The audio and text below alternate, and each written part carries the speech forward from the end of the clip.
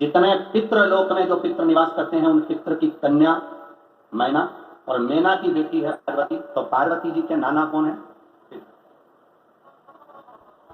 मां। मेरा मन करता है कि मैं एक बार अपने नाना जी के यहां पर घूमने के लिए जाऊं, मेरे नाना के यहां में घूमने। दुनिया की सबसे सुंदर जगह, दुनिया की सबसे क्लीन, सबसे सुंदर, सारे लोकों में सबसे सुंदर लोक, सारे लोकों में सबसे सुंदर लोक, एक लोक, उसको कहते हैं पितृलोक। कौन सा लोक है वो? पितृलोक। तो कहा गुरुजी वैकुंठ लोक सुंदर नहीं है क्या? क्या वैकुंठ लोक सुंदर नहीं है? क्या ब्रह्म लोक सुंदर नहीं है? क्या इंद्र लोक सुंदर नहीं है? ये तो दुनिया के लोगों ने पितरों को हवा बनाकर रखा है कि पितर बेचारे रुष्ट हो जाएंगे, पितर हमको अपशब्द कहेंगे, पितर हमसे नाराज हो जाएंगे, पितर शरीर में आने लगेंगे, पितर ऐसा कर देंगे, पितरों को भूत कह देते हैं, पितर को ये कह देते हैं, जो मन पड़ता है लोगों का। बहुत सारे लोग अपने अपनी पीठ पे बैठकर, अपने व्यास पीठ पर बैठकर ना जाने पितरों के लिए क्या क्या कर देते हैं। जो नहीं समझा उसके लिए कि वो पितर को समझा ही नहीं।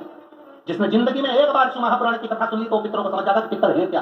सारे लोकों में सबसे सुंदर लोक है पितरलोक। कारण क्या है? तुम्हारे यहां दिवाली साल में एक बार मनाई जाती है, देवलोक में दिवाली साल में एक बार मनाई जाती है, नाग दीपावली के दिन। पितृलोक में दीपावली रोज मनाई जाती है।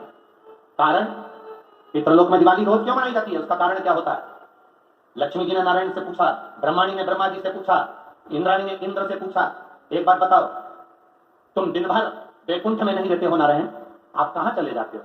भगवान विष्णु ने कहा मैं बता नहीं सकता कि मैं दिन भर कहां जाता हूं। नहीं, आज तो आपको बताना पड़ेगा कि तुम दिन भर कहां जाते हो, तुम दिन भर रहते कहां हो, कहां पहुंच जाते हो दिन भर, आपको बताना पड़ेगा, ये आपको बोलना पड़ेगा। भगवान नारायण कहते हैं मैं नहीं बता सकता। सुबह शाम घर पर आते हो, दिन भर गायब रहते हो, आप फिर जाते क्या हो? पत्नी पति से क्यों ना पूछो?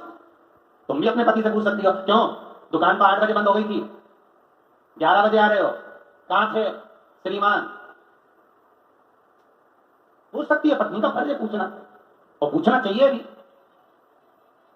पूछना चाहिए, उसमें क्या दिक्कत है? पति को बताना भी चाहिए अपनी पत्नी को कि मैं वहां गया था, तो मैं आते आते मंदिर होते हुए आया, तो ऐसा हुआ, तो पूरी पूरी बात बताओ, ऐसा हुआ, बताना चाहिए।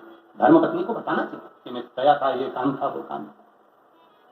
लक्ष्मी जी ने पूछा तुम दिन भर कहां रहते हो? भगवान विष्णु ने कहा बता नहीं सकता, बताना पड़ेगा। तब नारायण ने कहा, फिर नारायण बोले, नारायण ने कहा कि देखो लक्ष्मी, बात ऐसी है कि पितृलोक इतना सुंदर लोक है, इतना सुंदर लोक है कि जहां जितने पितर निवास करते हैं उनके घर का कोई व्यक्ति अगर कथा सुनने जाता है, मंदिर जाता है, अगरबत्ती लगाता है, दिया लगाता है, या पूजन आराधना करता है, या भूलवश भी कहीं भगवान की कथा में जाकर बैठ जाता है, जितनी देर उसके घर का व्यक्ति कथा में बैठता है, नारायण कहते हैं उतनी देर मैं उसके घर के पितरों के कंधे पर हाथ रखकर कथा को श्रवण करता हूं। पितृलोक इतना सुंदर,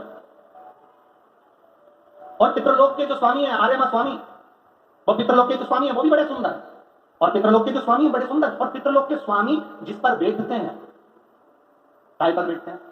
कौवे पर, वो भी बड़ा सुंदर, अति सुंदर। अरे गुरुजी कहां की बात कर रहे हो? सबसे सुंदर पक्षी तो मोर है, राष्ट्रीय पक्षी ने भी उसको कहा सबसे सुंदर पक्षी तो, और आप कह रहे हो कि दुनिया का सबसे सुंदर पक्षी कौवा है। अरे भाई, जिसने कथा नहीं सुनी उसको लगता है कि दुनिया का सबसे सुंदर पक्षी मोर है, पर अगर शास्त्र को उठाकर देखोगे तो दुनिया का सबसे सुंदर पक्षी कौवा था। पहले नंबर पर सफेद, सुंदर, अति सुंदर, कौवे के आगे कोई पक्षी नहीं था। वो तो ब्रह्मा जी ने पृथ्वी पर यज्ञ करा, और पृथ्वी पर जब यज्ञ करना चाहा ब्रह्मा जी ने, तो उस समय पर ब्रह्मा जी ने कहा मुझे इस पृथ्वी पर यज्ञ करना है, इस जमीन को लीपने के लिए अमृत की जरूरत है। जैसे अपन गाय का गोबर लीपने के लिए लाते हैं, वैसे ब्रह्मा जी ने कहा इसको लीपने के लिए अमृत चाहिए। अमृत कौन लेकर आएगा? कोई आगे नहीं आया, तो ब्रह्मा जी ने कौवे को बुलाया, हे कौवा तुम अमृत लेकर आओ, क्योंकि तुम्हारी दृष्टि बड़ी प्रबल है, तुम अमृत को ढूंढ कर ला सकते हो।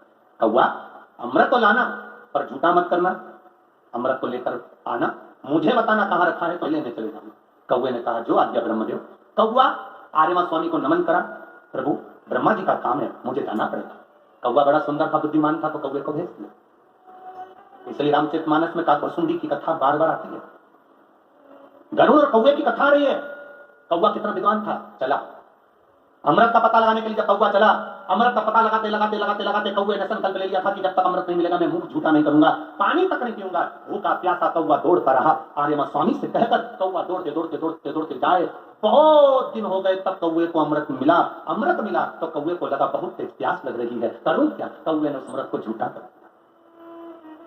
ब्रह्मा जी को आकर कहा, स्वामी अमृत वहां रखा हुआ है, पर बात इतनी सी है कि मैंने उस अमृत को झूठा कर दिया। ब्रह्मा जी को क्रोध आ गया।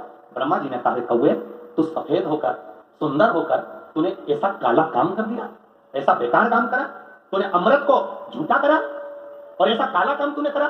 मैं तुझे श्राप देता हूं कौवे, तू गोरे से काला हो जाएगा। तूने अमृत को झूठा करा इसलिए तेरी वाणी कर्कश हो जाएगी, तेरी वाणी कर्कश हो जाएगी। अमृत को कौवे ने झूठा करा था, इसलिए सारे पक्षी जल्दी मरते हैं पर इतनी आसानी से नहीं मरता। कौवा इतनी आसानी से नहीं मरता। सारे पक्षी जल्दी मरते हैं पर कौवा आसानी से नहीं मरता। तेरी वाणी कर्कश होगी तो काला होगा। सुंदर कौवा काला हो गया। आर्यमा स्वामी ने देखा कि मेरा कौवा मैं जिस पर देखता हूं ये काला हो गया। आर्यमा स्वामी ने ब्रह्मा जी से कहा, क्या चाहते थे? ब्रह्मा जी कहते हैं, मुझे यज्ञ करना था, जमीन को लीपना था, कौवे ने अमृत झूठा कर दिया। क्यों चिंता करते हो? अमृत तो अमृत है, कोई झूठा भी कर देगा तो अमृत की शान कहां घट जाएगी? अमृत की क्या शान घटना? आर्यमा स्वामी ने कौवे से कहा, तू चिंता मत कर। आर्यमा स्वामी बोले, कौवे तू चिंता मत कर, आज मैं तुझको एक कार्य देता हूं।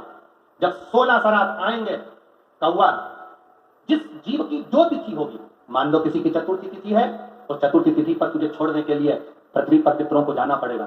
जब उनके छत पर तो पितरों को छोड़ने के लिए जाएगा, कौवा जब तू वापिस आएगा तेरे लिए छत के ऊपर भोजन रखा रहेगा। जिसकी छत पर भोजन रखा मिल जाए उसको तू पाएगा तो पितृ तृप्त होंगे। कौवे ने कहा, मेरे द्वारा पितृ तृप्त होंगे? कौवा नहीं, जब पितर वापिस आएंगे पितृलोक में रहेंगे, उनको 1 वर्ष के अंदर जब भूख लगेगी तब कौवा तू अपनी चोंच में उनकी छत से जो भोजन लेकर आएगा, अपनी चोंच से निकालकर उन पितरों को देगा, जिससे उनका कल्याण होगा और वो आशीर्वाद प्रदान करेगा, वो वर प्रदान करेगा। हम नहीं पहचानते हमारे शास्त्रों के विधानों को, हमने कह दिया ये अच्छा, हमने कह दिया वो अच्छा, उसको समझो ताकि श्रेष्ठता कहां है। शिव तत्व की प्राप्ति का एक आनंद बिंदु।